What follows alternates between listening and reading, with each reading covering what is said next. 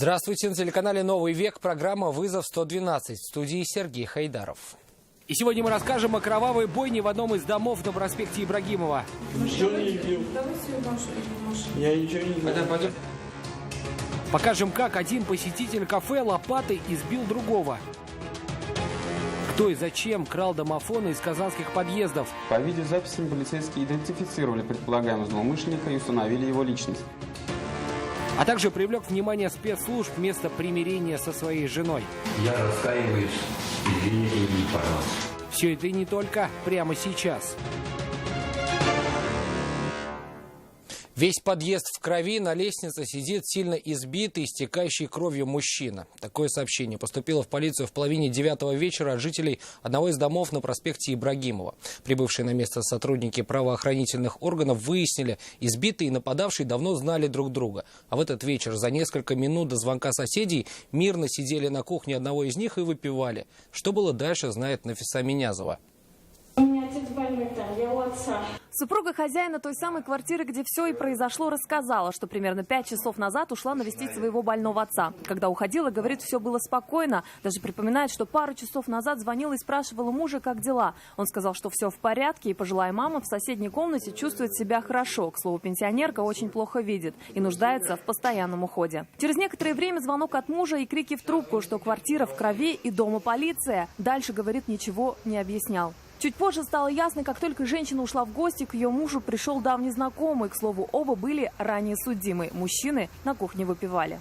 По словам хозяина квартиры, конфликт начался в самый разгар распития спиртных напитков. Тогда его собутыльник выпил немного больше, чем он сам, и нападать начал первым. Что тогда стало причиной конфликта, он не рассказывает. Говорил только, что это были давние обиды. Когда гость в порыве гнева начал душить хозяина квартиры, последний не выдержал и схватился за резиновую дубинку. Несколько ударов по голове остудили пыл нетрезвого гостя, после чего мужчина просто вытолкал знакомого из своей квартиры. Из ран на голове сильно текла кровь. На одежду и на пол. Стену он испачкал руками. Прибывшим на место полицейским избитый ни в чем признаваться не стал и говорит, никто его не избивал. Ничего не видел. Я ничего не знаю. Хозяин квартиры уверяет, что бил собутыльника только резиновой дубинкой и ничем больше. Надо, кроме дубины, ничего не было. А вот сотрудники полиции же уверены в совершенно обратном. От ПР только гематом бывает. Пострадавшего доставили в 7-ю городскую больницу. Раны на его голове пришлось зашивать. А вот хозяина квартиры же привезли в отдел полиции для дальнейшего выяснения всех обстоятельств произошедшего. Степень его вины будет зависеть от тяжести травм, полученных избитым. К слову, сам хозяин квартиры не пострадал. Нафиса Минязова, Константин Бушуев, «Вызов 112».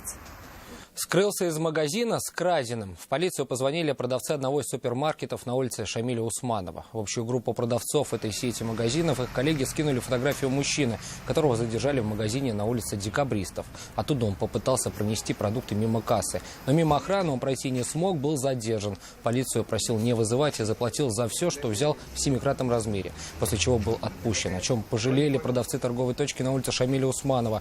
Узнав по фотографии недавнего покупателя, они посмотрели записи камеры наблюдения и поняли, что на этот раз мужчине удалось вынести продукты, не заплатив за них. Сейчас полицейские ищут подозреваемого.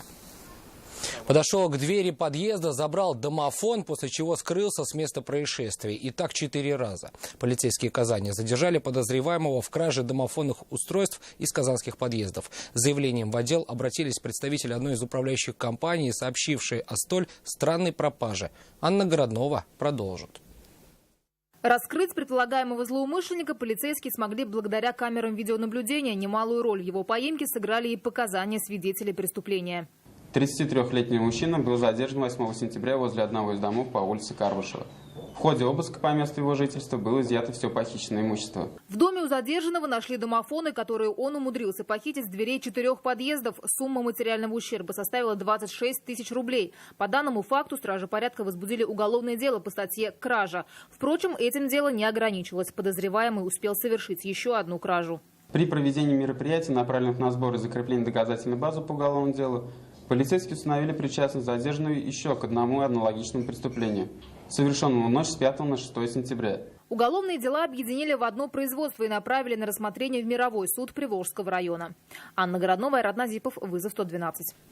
Зашел, избил лопатой посетителя и ушел. Все зафиксировала камера видеонаблюдения в одном из кафе в Нурлате. Это произошло в районе 10 часов вечера. Как видно на кадрах, в заведение зашел мужчина с лопатой. Не прошло и пару секунд, как он начал избивать подручным средством единственного гостя заведения.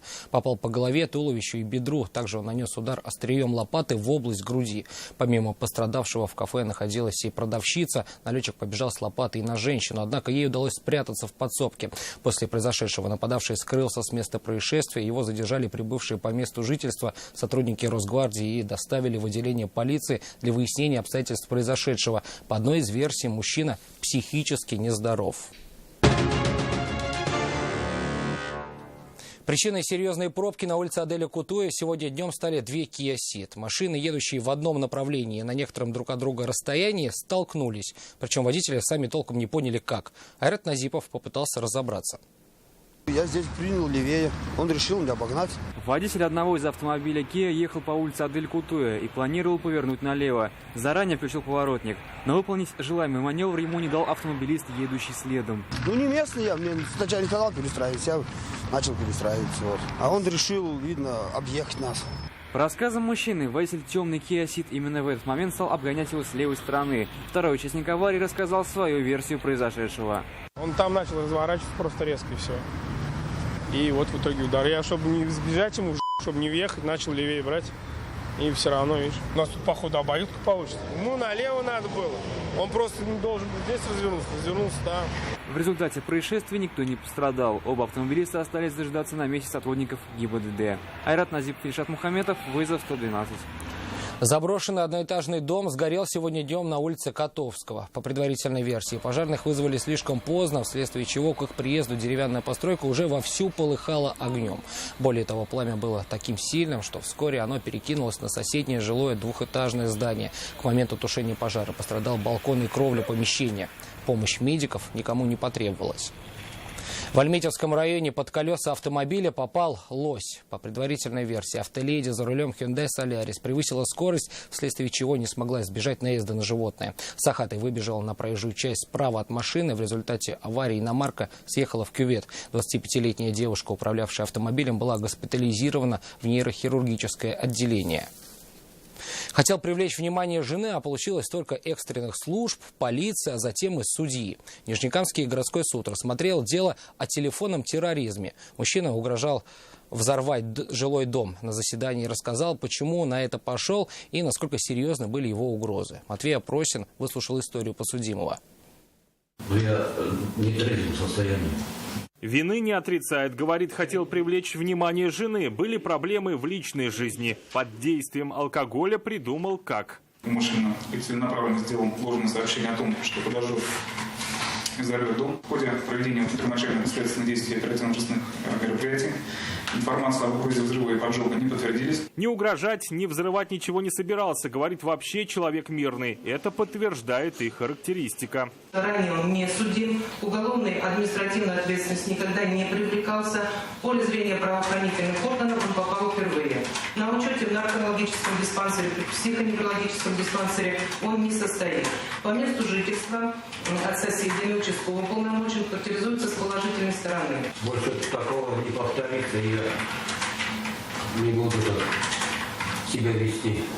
Я раскаиваюсь, извините меня, пожалуйста.